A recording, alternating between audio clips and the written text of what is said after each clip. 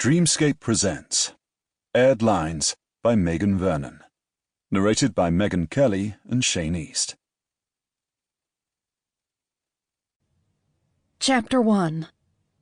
Natalie. The usual suspects were already in full swing, haggling for people's discarded treasures at the Carolina Days flea market.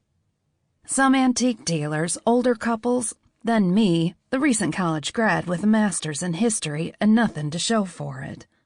Well, I guess I did have a pile of Mom's hospital bills, another pile of "while your resume was promising" letters, and a lot of packing tape and boxes to mail out the array of old Pepsi signs, that being the main things that sold on my eBay site.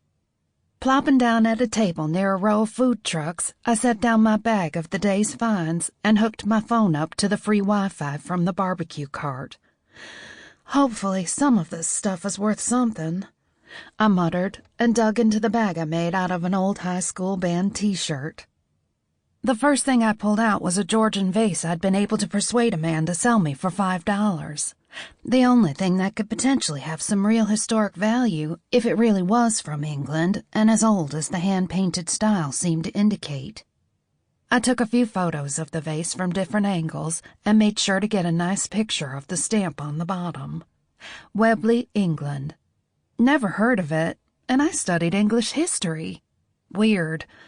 I typed Webley, England in my search bar, surprised to get only the bare minimum results of a small town in the English countryside.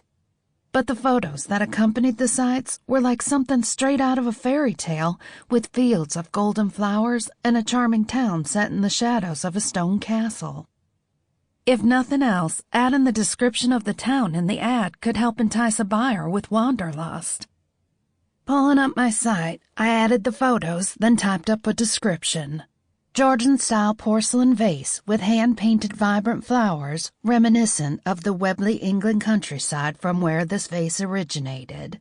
Believed to date to the 1800s, it's in good vintage condition with minuscule chips on the handles and some crazing with age. As soon as I hit send on that wording, it was time for the next item. The more I could use the free Wi-Fi from the food truck, the less I'd have to worry about going out to the library or somewhere else later to use the internet. One of the first things to go when we had to choose between lights or the web. Lights won out, from my mom and sister's perspective at least. Well, maybe a few sales and we could have both. Before I could finish taking photographs of a handful of brass knobs that I had found, my email pinged with a message from my son. Sample complete. Ready to continue?